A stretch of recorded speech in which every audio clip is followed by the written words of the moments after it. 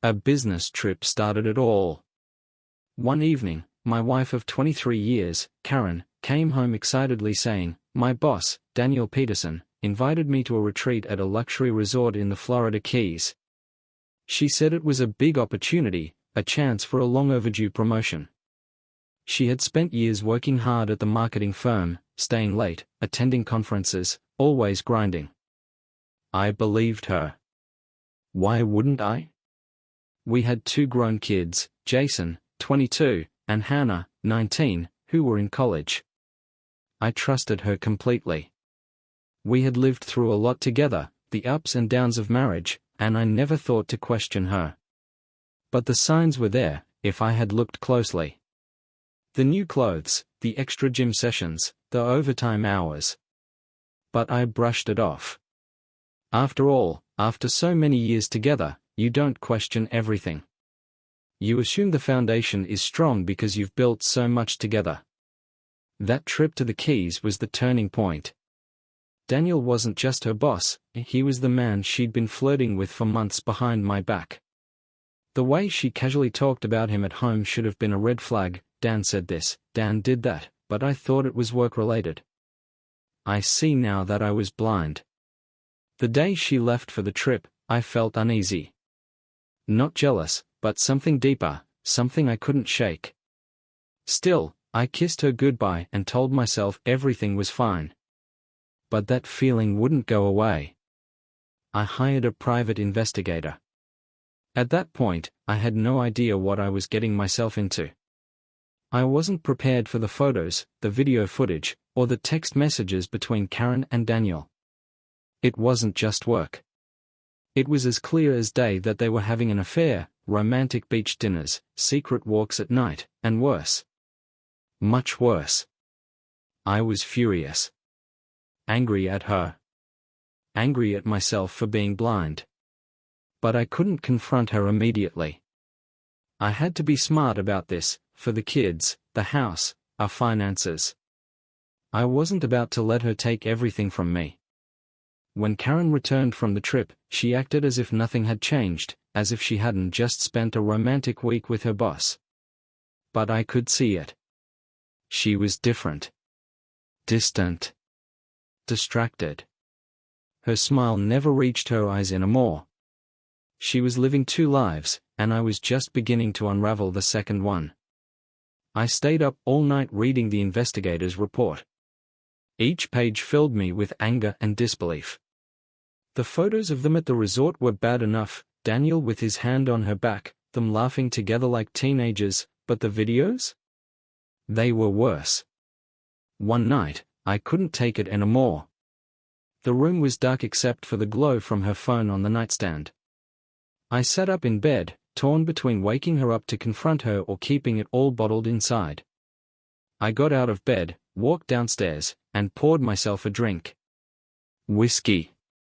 Neat. I stared at the glass, trying to calm the storm inside me. I knew I had to keep it together. This wasn't just about me. It was about our kids, our life, everything we had built together. Her affair was a threat to all of that. She thought she could have a fling and come home like nothing happened. But I wasn't going to let her have both worlds. The next day, I called my lawyer, Jack Warren. Jack had a reputation for being ruthless in court. I laid everything out for him, the photos, the videos, the messages. Then he asked the question that would shape everything going forward, "What do you want to do, Mike?"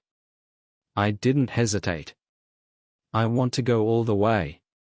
It wasn't just about ending the marriage. I wanted full custody of the kids. I wanted the house. I wanted Karen out of my life for good. That set the legal wheels in motion faster than I could have imagined. Jack wasted no time. Within a week, we had everything ready, custody papers, financial records, every asset we had built over the years. Jack assured me it was airtight, and I trusted him when he said Karen didn't stand a chance. At home, I had to keep up appearances. I couldn't let Karen see what was coming. The hardest part was lying beside her every night, knowing what I knew. She'd kiss me goodnight, and I'd force a smile, all while counting the days until the divorce papers would be served. I was boiling inside, but I had to stay calm. The kids didn't know anything yet, and I wasn't ready for them to hate their mother, not just yet. Every day felt like I was hanging by a thread, but Karen acted like nothing was wrong. She kept up with her routine, laughing over dinner, working late, pretending our life was still intact. It amazed me how easily she could live with the lie. Then, it all came crashing down. She was served at work, by Jack. I found satisfaction in knowing she had to face reality in her office, trying to keep up appearances. A few minutes later, she called me, her voice trembling. "What the hell is this, Mike?" she demanded. I stayed calm. "It's reality, Karen. It's over." The silence on the other end of the line was deafening. Then I hung up. I knew the real battle had only just begun. In the days following, it felt like I was walking on eggshells. Karen kept her composure for a while, maybe hoping I'd change my mind, maybe hoping I'd take it all back. But I wasn't backing down. Not this time. I kept my distance, emotionally and physically, only talking when absolutely necessary. The tension between us was unbearable, like a knife waiting to cut through. A week after being served, Karen finally snapped. One night, as we sat in the living room, she couldn't hold back anymore. She started pacing back and forth, her voice rising with each step. "You really going to throw away everything we've built?" she screamed. "Over one mistake?" I said nothing. I just stared at her, letting her dig herself deeper. "Oh, and you perfect, right? We've been married for over 2 decades, Mike. Don't act like this is all my fault." There it was, the deflection, the blame shifting. Classic Karen. "I didn't walk away from this marriage, Karen," I said evenly. "You did. You made your choice." She stopped pacing and stared at me, her eyes wide with anger and fear. "What about the kids, Mike? What about them?" The kids. The one thing that made me hesitate. But I wasn't going to let her use them as an excuse. "They'll be fine," I said coldly. "They deserve the truth." Tears welled up in her eyes, but I knew they weren't tears of remorse. They were tears of panic, panic at losing control, at losing everything. And I could see it in her face. She finally understood what was happening, but it was too late. That night, she packed a bag and left.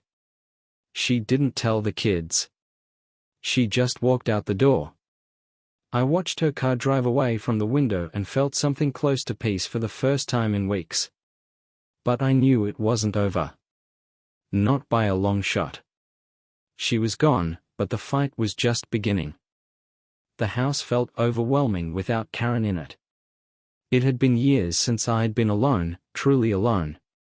Jason and Hannah were still away at school, blissfully unaware of the storm that had been brewing. But soon enough, they would know. I dreaded the moment I'd have to sit them down and explain everything. I'd been going over it in my mind, trying to figure out the best way to tell them. Should I protect them from some of the truth? Should I let them think their mother and I simply drifted apart? No. They deserved the truth. So, I made the call. "Jason, Hannah, I need you both to come home this weekend," I said. "We need to talk. It's important." I could hear the worry in their silence. They didn't ask many questions, just said they'd be home by Saturday. The weekend came, and the house felt different with them there. I hadn't seen them in weeks, and under normal circumstances, I'd be excited. But not this time. This time, I was leading them into the hardest conversation of their lives. We sat in the living room, the same room where Karen and I had spent years planning our future. My voice was steady but strained as I spoke. "I'm just going to get right to it," I said. "I'm sorry, but your mother and I are getting divorced." Jason's face went pale, and Hannah's eyes filled with confusion. What? Why? Jason asked, his voice trembling. I took a deep breath. Your mother had an affair. The words hung in the air like a bomb, ready to explode. I watched the disbelief, the hurt, the anger flash across their faces. Hannah sat frozen, her hands still, while Jason clenched his fists. What? Hannah whispered. She's been cheating on me, I said quietly. For a while now. Jason stood abruptly and began pacing the room. How could she do this? After all these years? His voice was filled with rage and pain. Hannah's tears finally spilled over, but she remained silent. I didn't have answers for them. All I could offer was the truth. I'm sorry, I said softly. I wish it wasn't this way, but this is our reality now. We sat in silence for what felt like an eternity. The weight of what I had just told them was too much to bear. Finally, Jason stopped pacing and looked at me.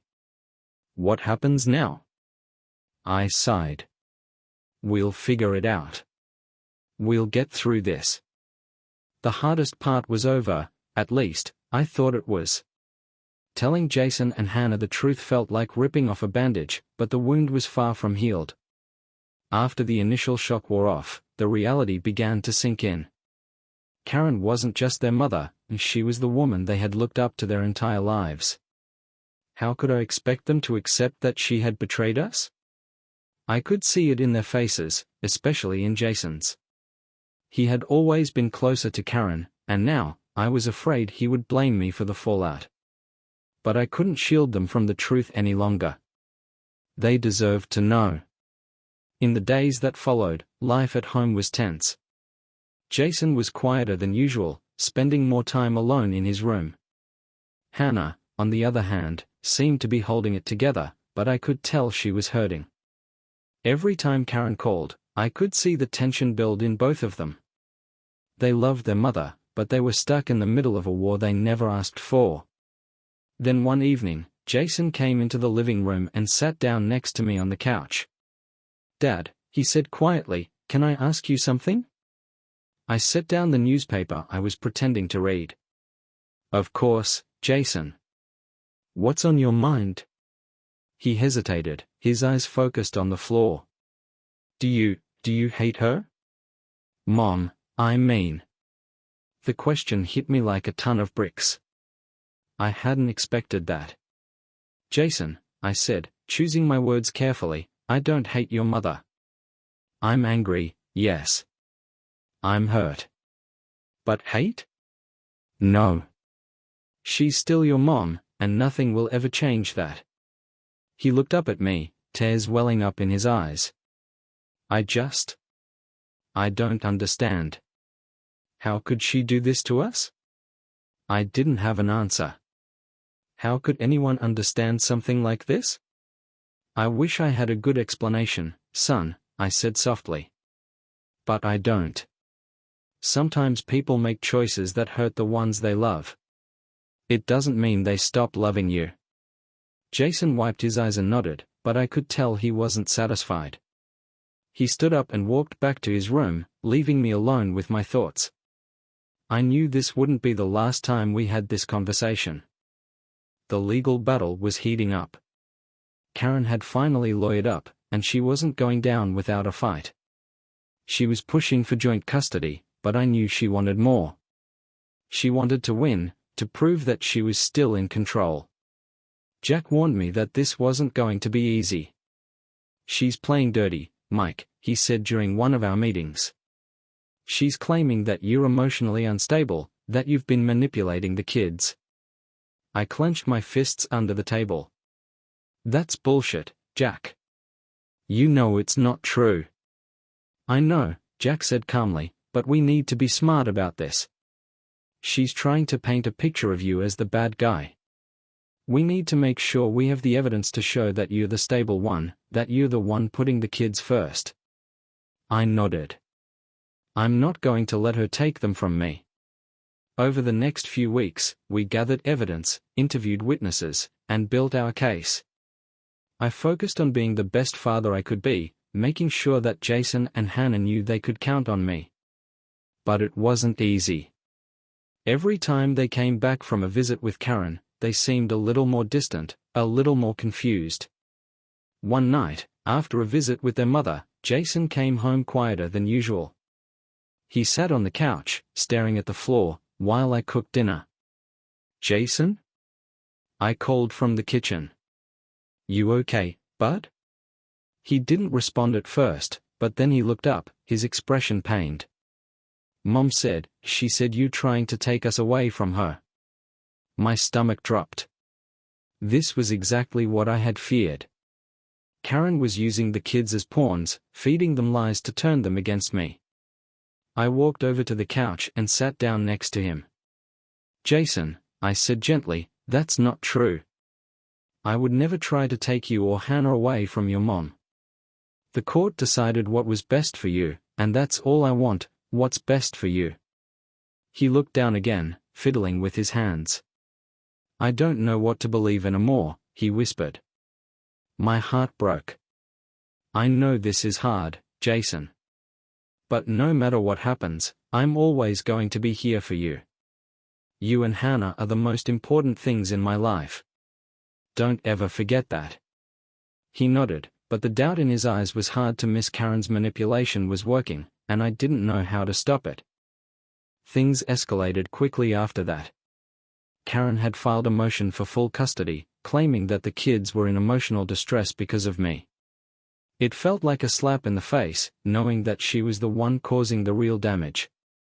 Jack called me into his office the next day, his voice tense over the phone. "Mike, we've got a problem," he said. "Karen's lawyer is pushing for an emergency hearing. They're saying the kids are at risk." My stomach twisted. "At risk? From what?" "From you," Jack said bluntly. "They're claiming you're unstable, that you're emotionally abusive. They've even hired a therapist who says the kids are showing signs of distress after spending time with you." The anger bubbled up inside me, but I tried to keep my voice steady. "That's ridiculous, Jack. You know I've done everything I can to keep things stable for them." "I know, Mike. But this is how she's playing the game. We need to be prepared for this hearing. Gather any evidence you can, talk to the kids' teachers, neighbors, anyone who can testify that you're a good father." I nodded, though the weight of the situation was pressing down on me. Karen was trying to take my kids from me, and I wasn't sure how much more I could take. The days leading up to the emergency hearing felt like torture.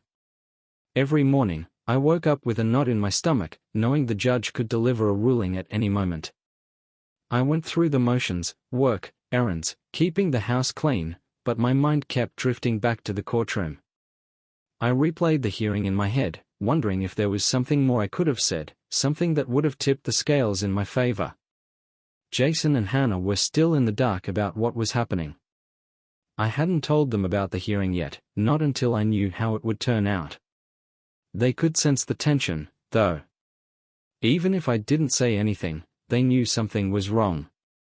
One evening, as I sat in the living room, my phone buzzed. It was Jack. "We've got the ruling," he said, his voice unreadable. My heart raced. "And?" "The judge ruled in your favor. You've got primary custody." I sat there in stunned silence. Relief washed over me, but it was mixed with exhaustion. I had won, but the fight wasn't over yet. "Karen still has visitation rights," Jack added. "It's not over, Mike. She's going to keep fighting this. Be prepared." I nodded, even though he couldn't see me. "I understand. But for now, I'll take the win." Later that night, I sat Jason and Hannah down to explain what had happened. They deserved to know. "The judge made a decision," I said, my voice steady. "You'll still see your mom, but you're going to stay here with me." Jason looked up at me, his face a mix of surprise and relief. "So, it's over?" "For now," I said carefully. "But your mom might not give up that easily. He nodded, and for the first time in weeks, I saw a flicker of hope in his eyes. Hannah, too, seemed to relax a little. The worst wasn't over, but we had survived another battle. For a brief moment, life started to feel normal again. The ruling had gone in my favor, and the pressure that had been hanging over us seemed to lift, at least a little.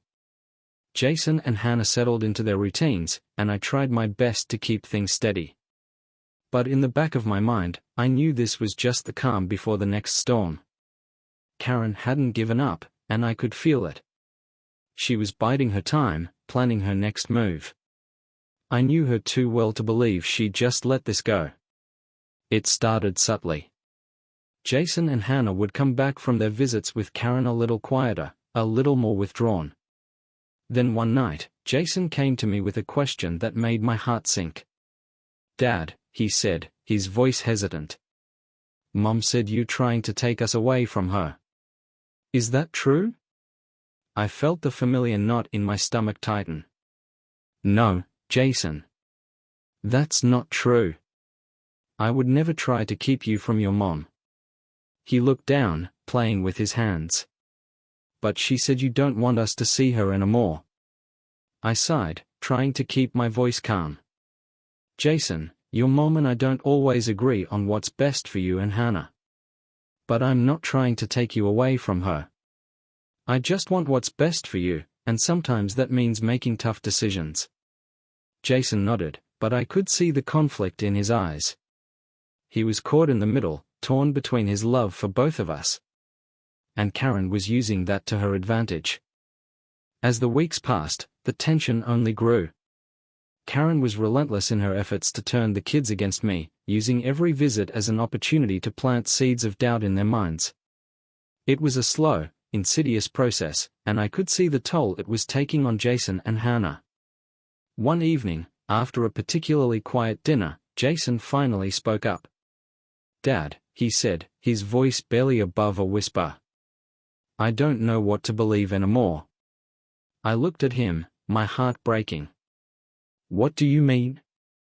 He shrugged, his eyes downcast. "Mom says one thing, and you say another. I just feel like I'm stuck in the middle." I leaned forward, trying to catch his gaze. "Jason, I know this is hard. But you don't have to choose between us. You and Hannah are the most important things in my life, and I will always be here for you. No matter what happens between your mom and me." He nodded, but the weight of everything was clear in his eyes.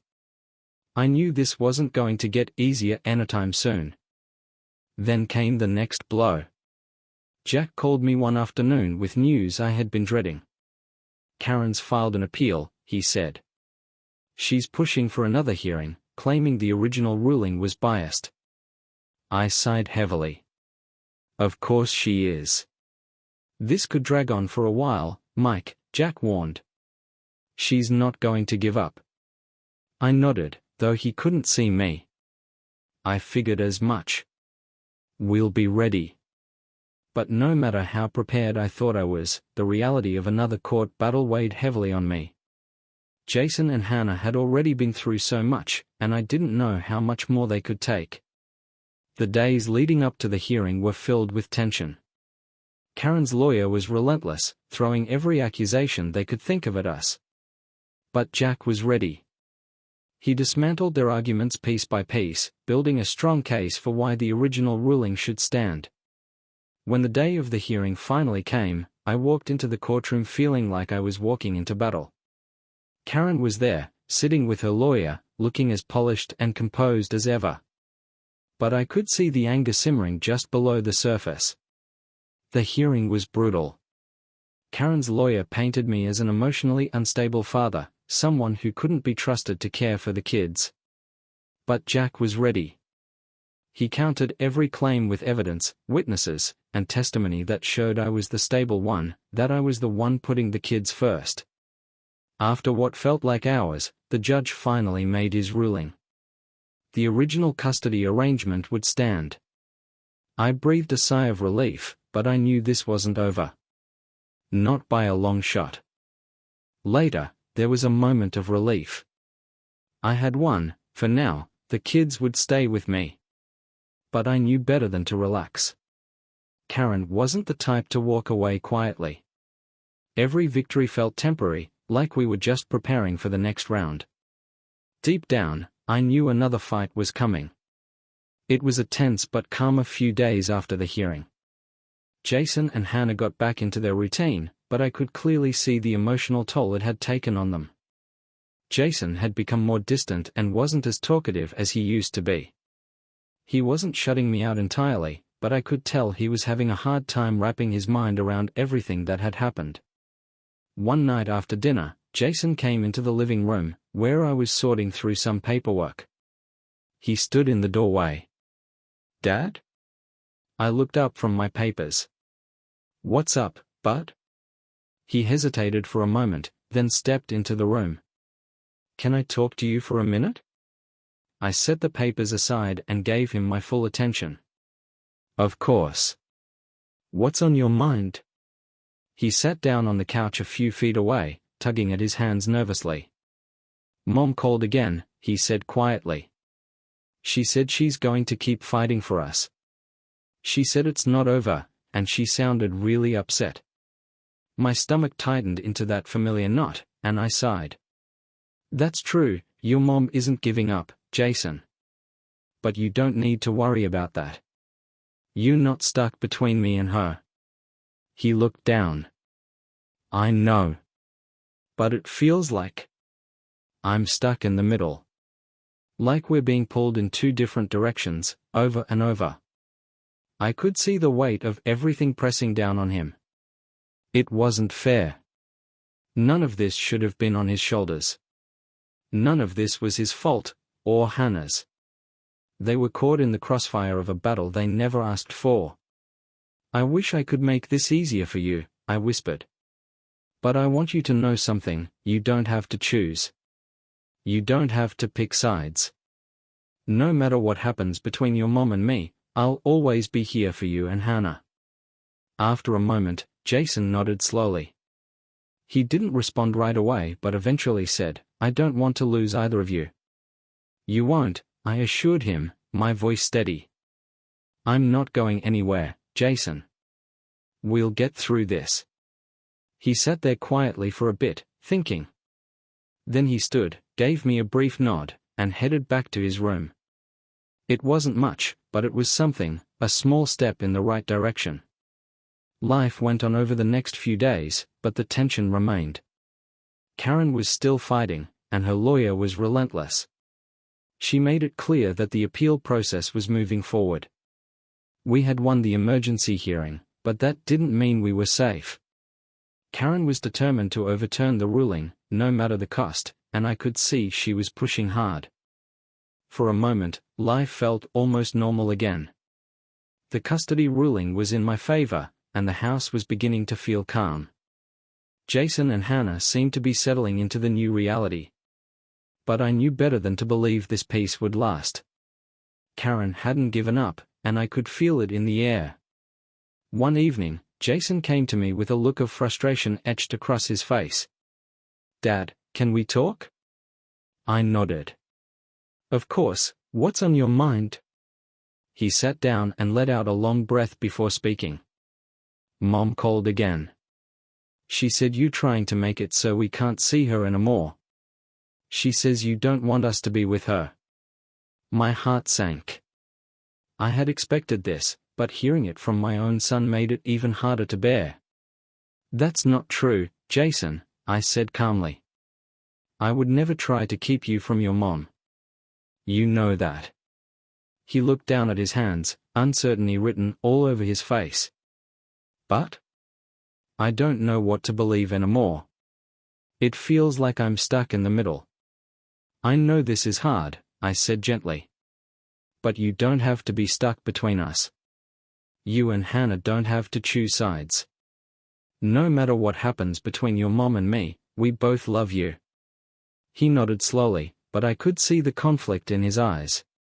Karen's manipulation was working, and it was breaking him apart. Karen wasn't done.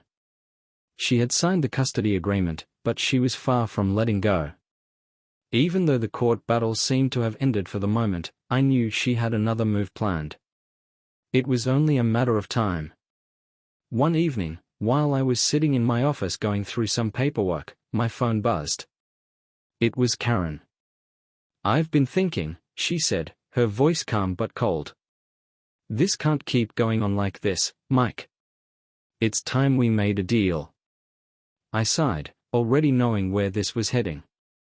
"What kind of deal?" "You give me the kids every other weekend, and I'll stop fighting for full custody. No more court battles, no more drama. This ends now." Her offer caught me off guard.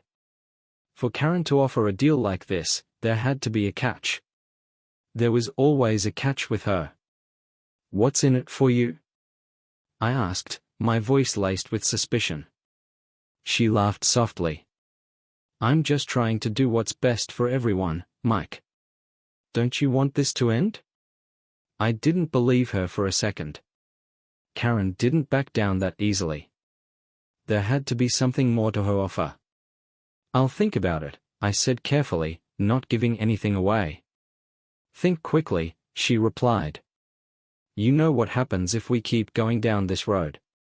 She hung up, leaving me sitting there, staring at the phone. Something was off, but I couldn't put my finger on it. Karen wasn't one to make deals without a hidden agenda. After Karen's call, I felt uneasy. Something about her sudden willingness to compromise didn't sit right with me. I knew her too well to believe this was the end of her scheming. But what could I do? If I didn't agree to her terms, we'd end up back in court, dragging Jason and Hannah through even more emotional turmoil. The next day, I sat down with Jack to discuss the offer. "She's playing you," Jack said bluntly. "She's trying to make you let your guard down. Once you do, she'll come at you harder." I nodded, already feeling the weight of the decision pressing down on me. "But what if we make the deal? Can we protect ourselves legally?" "We can," Jack replied. "But you have to be prepared. Even if we draft an airtight agreement, there's always a way for her to twist things." I sighed, leaning back in my chair. "I just want this to be over, Jack. For the kids' sake." "I get it," he said. "But rushing into this could backfire. Let's be smart about it."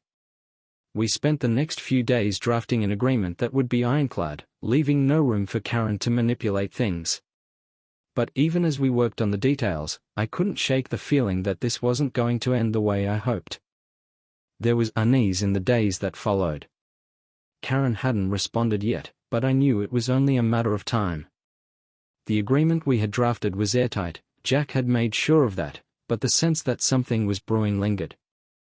Jason and Hannah seemed to pick up on the tension too. They didn't say much, but I could see it in the way Jason avoided eye contact and in Hannah's quiet moments at the dinner table. They had been through enough already, and I didn't want to drag them into any more drama. A few days later, I received an email from Karen. My heart sank the moment I saw her name in my inbox. I opened it quickly, scanning her words. "Mike, I've signed the agreement because I want what's best for the kids. But don't think this is over. You may have won this battle, but there's a lot more at play than you realize. I'll be in touch. Karen?" I sat back in my chair, staring at the screen. I forwarded the email to Jack immediately and gave him a call. "She's planning something," I said as soon as he picked up. Jack sighed. "Yeah, I figured as much. Legally, we're covered, Mike. But she's going to try to get to you in other ways. Just stay calm. Don't let her provoke you." "What do I do if she keeps pushing?" I asked, the weight of the situation pressing down on me again. "Stick to the agreement," Jack said firmly. "If she steps out of line, we'll handle it legally. You have the upper hand here, Mike. Don't give that away." I nodded, trying to let his words sink in. But it was hard. Karen's email had rattled me, and I couldn't shake the feeling that something worse was coming. The next blow came sooner than I expected. Karen started using her visitation weekends to subtly turn the kids against me. It started slowly. Jason and Hannah would come back from her place quieter, more withdrawn. Then Jason began asking more questions, and the doubt in his eyes was hard to ignore. One night, as we sat in the living room, Jason turned to me with a question that made my heart sink. "Dad," he said hesitantly, "Mom said you didn't want us to spend time with her. That you tried to stop us from seeing her. Is that true?" I felt that familiar knot in my stomach tighten. "No, Jason. That's not true. The court made the decision based on what was best for you and Hannah. I've never tried to keep you from seeing your mom." Jason looked down, fiddling with his hands. "But she says you're trying to keep us away from her." I sighed, trying to keep my voice calm. "Jason, I'm not trying to take you away from her. Your mom and I just don't agree on what's best for you sometimes. But I'm not keeping you from her." He nodded, but the doubt was still there, gnawing at him. It broke my heart to see him torn like this, caught in the middle of a battle he never asked for. Despite everything, Karen signed the agreement. Jack called me the next day to confirm. "She signed it," he said flatly. I didn't respond for a moment. I hadn't expected it to happen so quickly. "She signed it?" "She did," Jack confirmed. "I wouldn't celebrate just yet, though. Something feels off."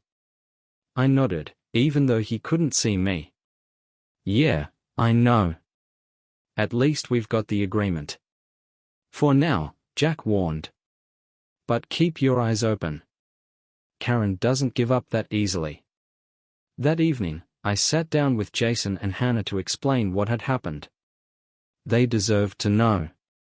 "We've made an agreement," I began, my voice steady. "Your mom and I aren't going to fight in court anymore. The custody battle is over." Jason looked up, surprise flashing across his face. "Really?" "Really," I nodded. "You'll still see your mom, but the court battles are done." Hannah blinked, processing the information. "So, it's over?" "For now," I said carefully. "You'll still spend time with your mom, but the fighting in court has stopped." Jason let out a long breath, and I could see the relief in his eyes. For the first time in a long while, he seemed to relax. Hannah, too, smiled softly, even though I could still see hesitation in her eyes. We had survived the worst of it, or so it seemed. But later that night, as I lay in bed staring at the ceiling, I couldn't shake the feeling that Karen wasn't done. The courtroom may no longer be the battlefield, but Karen had decided that the fight would continue, and now, she was coming after the kids. The calm didn't last long. As soon as the custody agreement was signed, Karen started making her next moves. She wasn't done, and I knew it. It was clear she was determined to undermine me any way she could. The phone calls began again. One evening, as I was sitting in the living room, the phone buzzed. I looked at the screen. It was Karen. Hesitant, I answered. "What do you want, Karen?" I asked, trying to keep my voice steady. Her tone was calm, almost too calm. "I've been thinking, Mike. This can't go on forever." I frowned. "What do you mean?" She sighed. "About the kids. About us. We can't keep fighting like this. It's not good for anyone." My guard immediately went up. "So, what are you getting at?" She paused for a moment, and then said, "I want to make a deal."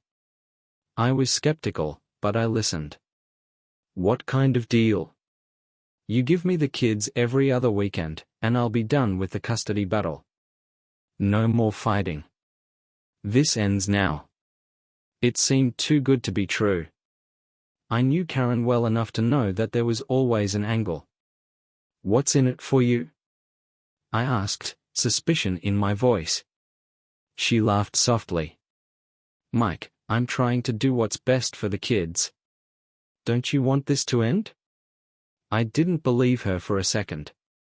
But I knew that if I didn't at least consider her offer, we'd be right back in court, dragging Jason and Hannah through more emotional turmoil. I'll think about it, I said carefully. She hung up, and I was left sitting in the dark, wondering what her real intentions were. There was no way this was over.